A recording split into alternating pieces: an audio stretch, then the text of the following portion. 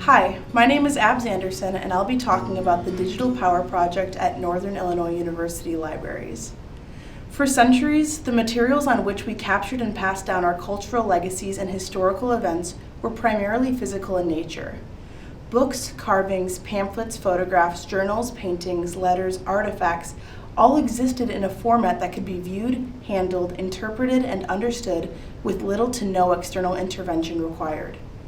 Many of these items could languish for years and years in long-forgotten spots with minimal degradation, allowing them to be serendipitously rediscovered in the future.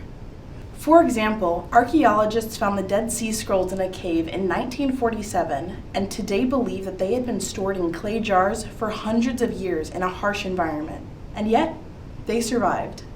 Despite the harsh environmental conditions in the cave over the years, including floods, conservators were able to carefully piece together many parts of the Dead Sea Scrolls. These artifacts are available today for public viewing and scholarly study and will be preserved for future generations. The days of opening a dusty chest in Grandma's attic to find her childhood drawings, old love letters, photographs, and paraphernalia from her first women's rights march are receding into the past. Much of today's materials that could be used by future generations to understand our cultures, events, life experiences, mistakes, and achievements are digital.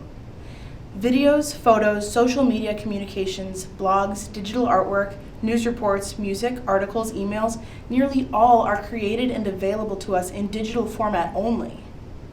Preserving these materials for future access is a complex challenge.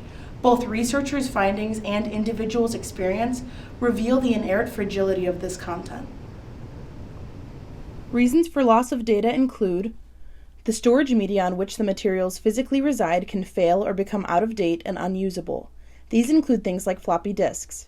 Data storage devices can fail due to exposure to elements like water or sun, physical damage, or simple old age. The software programs with which materials were created become obsolete, making older formats unreadable by newer versions.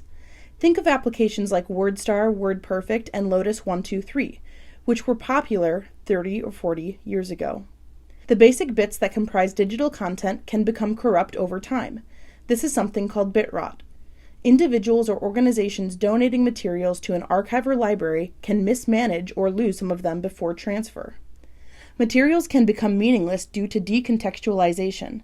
This usually occurs due to a lack of descriptive information or metadata. For example, think of an old family photograph. If no one has written the names of the people in a picture from many years ago down on the back of it, we probably won't know who they are. Like individuals and families, cultural heritage organizations like libraries, archives, and museums collect, create, and steward a rapidly increasing volume of digital content. Some have been able to do a better job of preserving it than others. In some instances, organizations with significant financial resources have been able to devise processes and/or purchase software that can help them accomplish this task. The cultural heritage and information science communities have developed guidelines, best practices, policies, procedures, and processes that can enable an organization to achieve high levels of digital preservation. However, these protocols are often complex, leaving many librarians, archivists, and other practitioners attempting to address the challenge of preserving digital materials feeling overwhelmed. In many cases, organizations have struggled to preserve digital materials.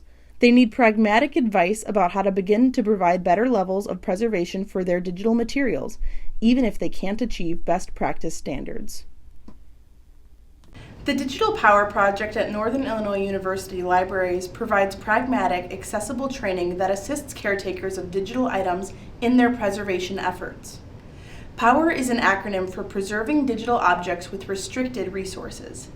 POWRR has worked with large and small institutions alike, but in our experience, organizations devoted to the collection and preservation of resources from the African American, Latinx, Native American, or other minority communities often lack the funds, expertise, or technical infrastructure to adopt best practice workflows for the curation of digital materials.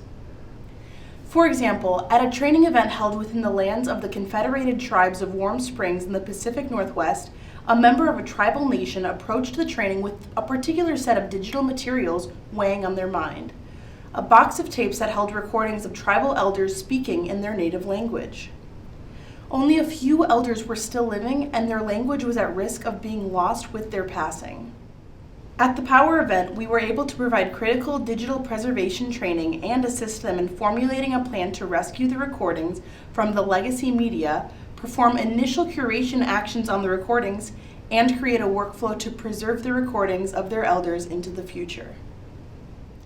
The Digital POWRR began with a 2011 grant from the Federal Institute of Museum and Library Services for a study of digital preservation challenges and potential solutions at medium-sized and smaller institutions. The study produced a published white paper in 2014, which is available on the project website. Just type POWRR into a search bar to find it. The original Digital POWRR team was comprised of archivists, curators, librarians, and a digital humanist representing these medium-sized and smaller institutions, each of which lacked significant financial resources. They conducted studies of digital preservation situations at 5 Illinois institutions: Northern Illinois University, Illinois State University, Western Illinois University, Chicago State University, and Illinois Wesleyan University.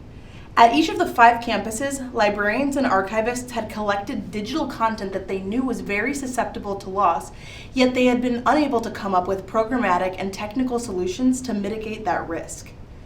Team members had been calling attention to the risks for almost a decade and pushing toward a realistic solution while attempting to triage materials. In the white paper, each institution presented a case study that provided information on its background, the unique challenges it was facing, the composition of its digital collections, and the details of its technical infrastructure. The case studies also contained a summary and review of digital curation and preservation activities currently in use, if any. Team members highlighted the practices and policies they wanted to see implemented and performed a gap analysis by identifying the obstacles that have prevented their organizations from achieving the desired outcomes. They then created action plans for eliminating or maneuvering around those barriers at each institution. Common elements emerged from their gap analyses: a lack of available financial resources, limited or non-existent dedicated staff time for digital preservation activities, and inadequate levels of appropriate technical expertise. Some of the case studies also mentioned a lack of institutional awareness of the fragility of digital content and a lack of cohesive policies and practices across departments as a contributing factor towards the absence of real progress. Early in the study, team members discovered a fundamental misconception preventing many cultural heritage professionals from making meaningful progress towards the development of an effective program. They assumed that digital preservation was an either-or proposition. Either an institution has implemented successful digital curation and preservation measures, or it has not. They soon came to realize that the opposite is true.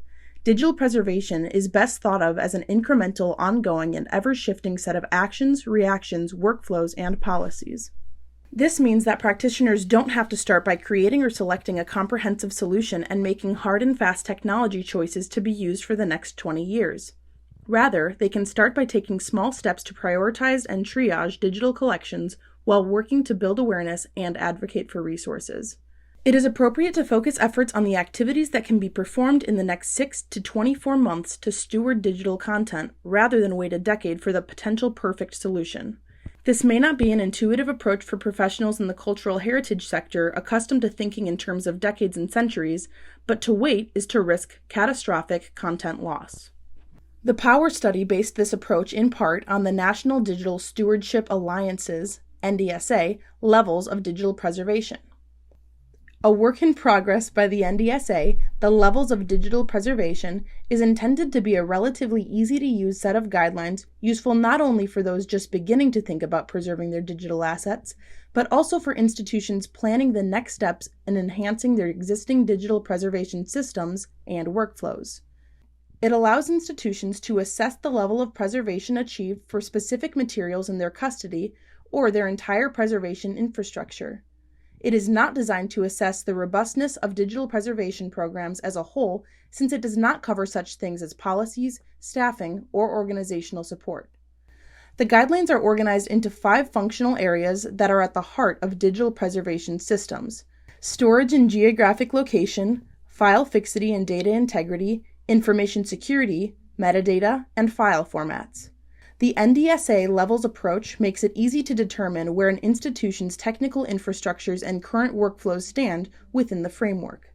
At the time of the study, most of the POWRR institutions had not yet reached level 1 in some categories. This approach also leads to institutions recognizing specific incremental steps they can take to shift a single square to the right for just one of the functional areas, such as improving storage practices from standalone media such as CD-ROMs or DVDs to networked or geographically distributed servers. Numerous resources discussing fundamental activities like these are freely available. Small steps move institutions closer to the end goal of stabilizing and preserving digital materials. Institutions should not wait to take level 1 actions they are capable of today while they determine how to move from level 2 to level 3 and beyond. Most practitioners are capable of taking these fundamental actions with resources and skills currently at their disposal. Indeed, the notion that it is necessary to research all available tools and services exhaustively before taking any basic steps to secure digital content is yet another misconception that often prevents any progress from occurring. The number of options makes this impractical. Fortunately, practitioners can get started with simple, freely available triage tools while researching which of the more robust solutions will best suit their needs. The POWRR team recommends this approach as a bridge to help manage digital objects in a responsible way, while practitioners address their institutional cultures and begin laying foundations for suitable digital preservation solutions and management activities. Indeed, many of the most robust and comprehensive tools and services assume that level 1 triage activities, like getting data off disparate storage media and making a basic inventory of materials, have already taken place. To address the overwhelming number of available tools at the time of funding, the POWRR team developed a tool grid for ease of comparison. The costs of digital preservation tools and services vary from those that are freely available via open source communities to those that are cost prohibitive for smaller institutions.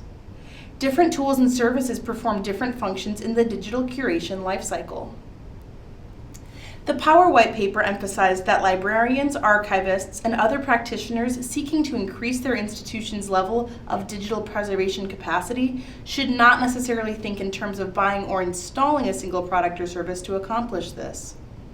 Rather, open source tools that complete one aspect of the digital preservation process can be assembled into a low-cost workflow that can best address an individual institution's unique situation.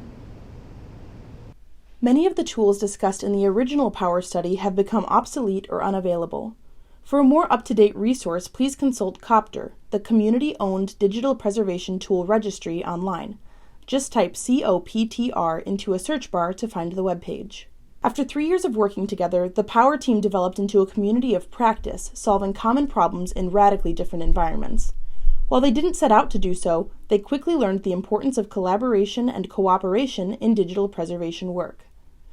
This lesson was particularly crucial in leading them to approach other organizations and communities of practice who, they were surprised to learn, were just as eager to speak with them.